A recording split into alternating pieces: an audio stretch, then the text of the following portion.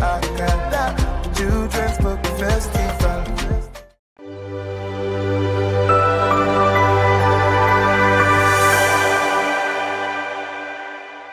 All right, so the workshop is tagged ABCs of safety. Can we all chorus that together? ABCs of safety. I missed the first one, so make sure you don't omit any word. So take that again. The ABCs of safety. Okay, so what is safety? That's where we start from. What is safety? Safety is being free from harm or danger. So it is not that there is no danger around, but it is the state of you being free from it, or put in another way, being protected from harm or danger. So I'll just give you an example. I'll give you an example. A very simple example. So if I take this, I hope it will go off, right? Okay, so just go with me. Put on your imagination caps now. I don't want to remove this so we do not upset the setup. If I take out this cable and I lay it on the floor, I just put it on the floor carelessly, and then children are running around, you know you can trip over the cable. Do you agree? You can trip over the cable. So what I've done is to create danger, you understand? Now, when I remove it, I tidy it up, I hide it at the back of the TV stand. What I have just created is safety. So do you understand when we say safety is the state of being free from harm? Do we understand? Okay, so now let's go to one very common word when we talk about safety. That word is called hazard. I'm going to spell it for us. There's no board. I would have loved to write it on the board. So there is a word, when we talk about safety, there's a very common word that you must know. It is called hazard. This is a book festival, so we're also learning to improve our vocabulary, right? So let me have somebody attempt to spell hazard. Hazard. Listen very well before you try. Hazard. Now, hazard means anything that can cause harm. You know that Darasimi defined safety to be a state where you are free from danger. Not that there is no danger, you will see as we go. There is danger everywhere. Even the day you and I were born, there was danger. Some people did not survive when they came. But that state by which you do something that will make you free from that danger so that you don't get hurt, that is safety. Now, what causes danger is what we call hazard. For instance, fire. Is fire good? Yes, because you use fire to cook. But can fire burn you? Can fire kill? Can fire destroy clothes, buildings? So is it a hazard or not? It's a hazard. Good. Clap for yourselves. Okay, remember, so we've given two examples now. We said when you drop a cable carelessly on the floor, that is a hazard. So listen to your first assignment. We are going to meet another time. So don't say, I won't see her again. I'm going to ask you, when you get home today, all of those things that can trip you and cause you to fall in the house, go and clear them away. Tidy them up. Everything that can cause harm in your room, tidy them up. When you finish playing with your toys, tidy them so that you do not trip and look for yourselves. This is a very smart class. Okay, so before we go into it, I just wanted to teach you what safety means and what hazard means. And I'm very, very happy that you guys are doing well. So I want to learn quickly about safe behaviors. We have just 15 minutes more. Safe behaviors. And I'll just give you different examples, a few examples from the book, Sam Learns Safety. After this workshop, you're free to go to the bookstand and buy the book alongside other books that you may want to buy today. So safe behaviors are the things that you do so that you can have safety. Safe behaviors are the things that you do so that you can have safety. Now, before I show you what I have on the slide, let me give you an example. When you sneeze, how do you sneeze? I need somebody. We already have somebody that has qualified for, two people actually, that have qualified for the gift. Let's have a girl.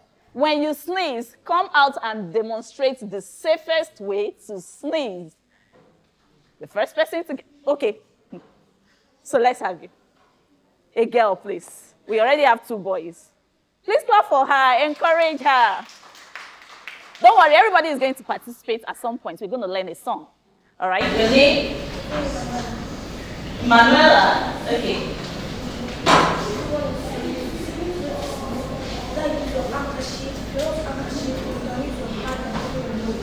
Okay, so we're interested in that using your hand to cover your nose.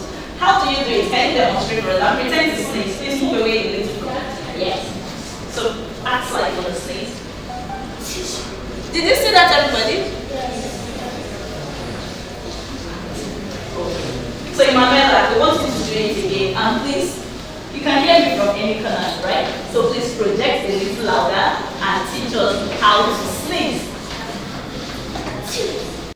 Did you see that, everybody? Yes, now let me tell you why. When you sneeze indiscriminately, like carelessly into the air, you are introducing germs to everybody in your surrounding. And is that good? No. Is that safe? No. Is that safe? Because germs are dangerous. Do you understand? They can cause illness. You learned that in your basic science. So the safest way to sneeze is what Emanuela has just demonstrated. Now, let's have everybody do. If I want to sneeze, I do. Go ahead. If I want to sneeze, I do. Clap for yourselves. Thank you, Emanuela. So we have 3 people. So let's just go right into it. I have some things on these slides. I hope you can all see it. So I'm just going to show you this. And remember, it's a workshop. So a workshop means we are interacting a lot. We are all cracking our brains together to get the solution, the answers. So let's flow with me. Do you know fire alarm? Okay, let me show you something. If you look at this, the children over here, look up. This is called a smoke detector. Everybody say smoke detector. You know we talked about fire being a hazard. That's another one there. So the smoke detector serves to pick the first signal of fire wherever it happens. So if there's a fire here, like you can actually have fire from the AC if it is overworked or is not good enough. It's going bad. You can have fire. All right? So if you have that fire, the first thing that signals is the smoke. So this will pick up the smoke detector, and then there is a fire alarm somewhere that is red. You will see it now. It's like a red bulb, and it beeps. It goes like a siren, boom, boom, depending on the make. You know, you just keep hearing that repeated sound, boom, boom, boom, boom, boom. And when that happens, what do? Let's talk about safe behavior now. Now, when the fire beeps, can you all see the picture? When the fire alarm beeps, what do? What do? Okay, how many of you have fire alarms in your school? In your school? Smoke detector, fire alarm. Okay, so this is another assignment. When you get to school, ask your teacher why you don't have smoke detector in your school. Just say fire alarm. You know, the fire alarm system, you have smoke detector, you have the alarm, and you have your fire. Do you have fire extinguishers? You have fire extinguishers. Okay, we all know that one. So sometimes it's also good in your school when they see fire, you can shout fire, fire. Everybody, when you see a fire happening, what do you shout? Fire. Now, if you don't have alarm, you can use your mouth to raise the alarm and say, all right. So for people who have this in their building, their offices, in their school, the alarm will shout the fire for you by creating very loud noise repeatedly. You can see it beeping. And so what do? You escape, but don't run. You know we have come to learn about safe behaviors. Don't run, because while you are running, you can fall. You can run roughshod over the other person. You can fall. You don't want to create more danger. So you need to walk out smart. Do you understand? As we are here now, if we hear the alarm go off, what we'll do is we'll get up, everybody, and you walk out fast. Correct? Clap for yourselves. So let's go to the second safe behavior. This one says, when riding in the car, listen to me, when you're riding in the car, mommy or daddy or whoever is taking you in the car, now, what are you supposed to do? Correct. Clap for yourselves. Now, who can tell me why you fasten your seatbelt in the car? Darasimi, not you again. I hope I'm not mixing up the names. There's Emanuela, Darasimi, Chide. Sorry, I didn't pick that very well. Adiolu, not you again. Let's look for someone else. Okay. My name is Lola.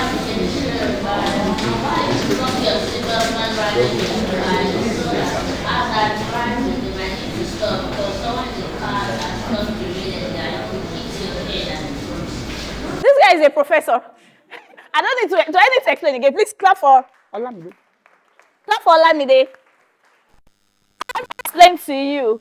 He says that when you're riding in the car, the driver might have caused a reason to stop immediately. For instance, let's come to Nigeria now. We're all Nigerians, right? Our roads are bad. It happened this morning. If not that my children were fasting, you know. The older one in the middle, you know, with his seat, and the other one in a booster seat like this. Children 5 years and under should actually use baby car seat or a booster seat, you know. So the car stopped. There was a bus that wanted to hit us because it was trying to avoid pothole. That's bad road. And then he swerved. So my husband also swerved. And that made everybody in the car jerk.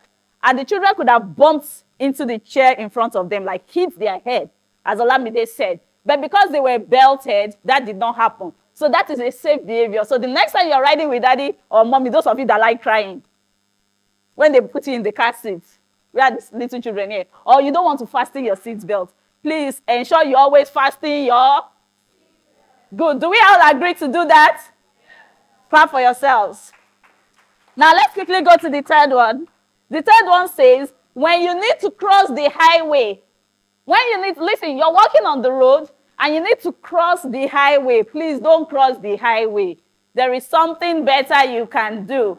If you look forward, you will see something like this. So let's look at this. Now, remember that we are taking pages from Sam Lane Safety. That book, you need to get it once you're out of here. These are just short stories from the book. You see so many things to read when you buy it. When you need to cross the highway, so this is Sam and his big brother Dave. They were going on a Saturday morning like this to the stadium to play football. Can you see the stadium on the other side of the road? Now, instead of them to cross, Sam wanted to know how they were going to get to the other side of the highway. So Dave, who is the bigger boy, said, Daddy said we should not cross the highway.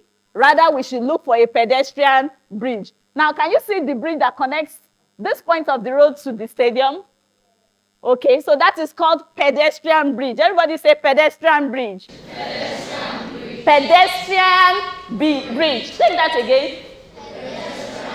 So when you need to cross the highway, guys, what do? Use the pedestrian bridge. Okay.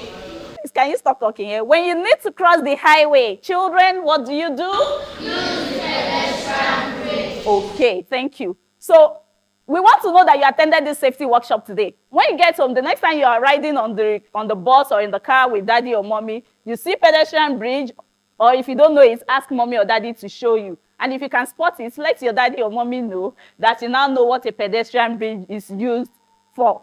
Okay?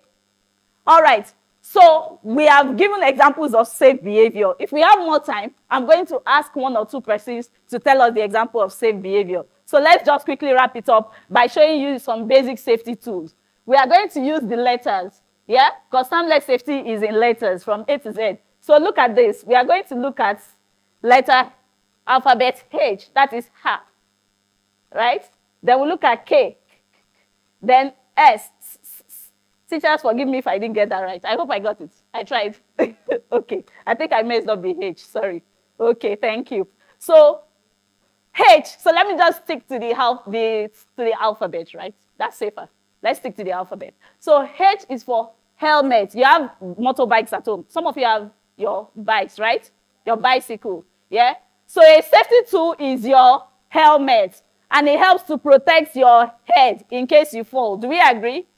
Okay, so let's run. We're out of time. So that's Sam riding his bike and wearing a helmet. So helmet is an example of a simple safety tool. Then we have, everybody say kickboard. Can you all see it? Kickboard. How many of you do swimming lessons in school?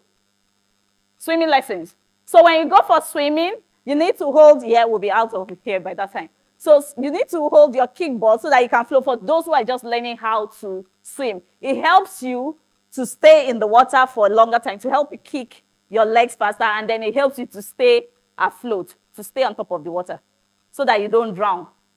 Do you understand? You're laughing. Why are you laughing? How many of you know kickboard?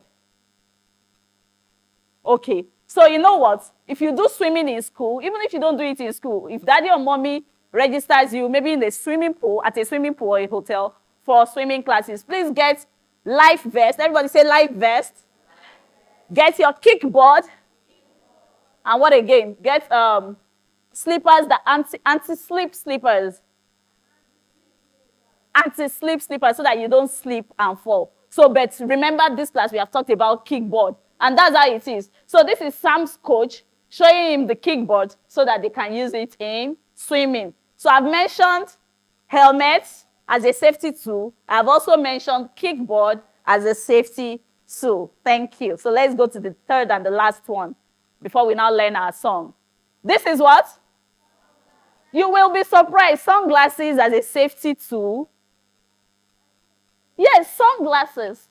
So sunglasses as a safety tool helps to protect your eyes from the sun. Do you know that the sun releases something that can be harmful if it is too much? Yes. We call it what?